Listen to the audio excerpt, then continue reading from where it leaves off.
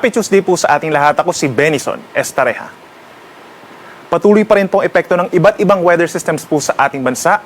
Una na dyan ay ang ridge or extension ng isang high pressure area dun po sa may North Pacific Ocean at siyang nakakaapekto po yung ridge nito sa malaking bahagi po ng Northern and Central Luzon. Ibig sabihin, mababawasan yung mga kaalopan doon at pagsapit ng daytime, direkta po ang sikat ng araw.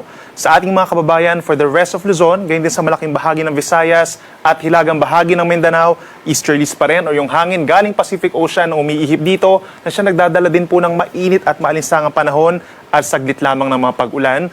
Habang sa katimugang bahagi po ng Mindanao, meron tayong extension o yung tinatawag na trough ng isang low pressure area dun po sa may labas ng Philippine Area of Responsibility.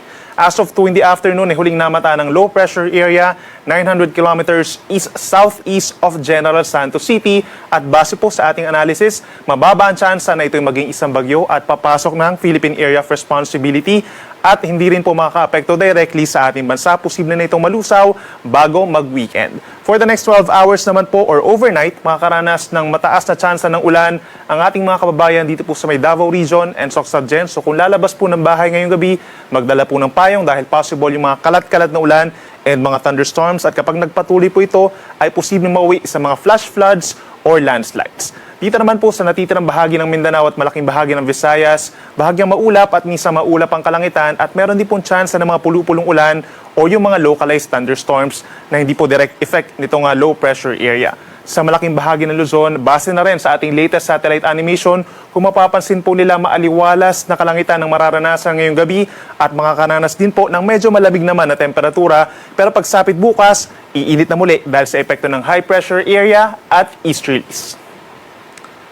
Bukas naman po, April 17, araw ng Miyerkules, makakaranas pa rin ng maaliwalas na kalangitan ng malaking bahagi ng Northern and Central Luzon dahil po yan sa ridge or extension ng high pressure area. At kasabay niyan, yung mainit at malinsangan pa rin na panahon. Pagsapit po ng tanghali, kabilang na rin dyan ang malaking bahagi ng Southern Luzon and Metro Manila. Kung may mga pag-ulan man po, mga isolated rain showers or thunderstorms lamang, lalo na po sa hapon sa malaking bahagi ng Cordillera Region, dito rin sa mga kalapit na lugar sa Ilocos Sur, La Union, at ilan pang bahagi po ng Bicol Region, ito yung mga isolated lamang. Dito naman sa Metro Manila, mababa pa rin po ang tsansa ng mga ulan bukas and the actual air temperature is from 24 to 35 degrees Celsius habang posibleng pinakamatataas yung air temperature dito po sa may Tuguegarao sa Cagayan hanggang 38 degrees, maging sa Isabela at dito rin po sa malaking bahagi ng Tarlac.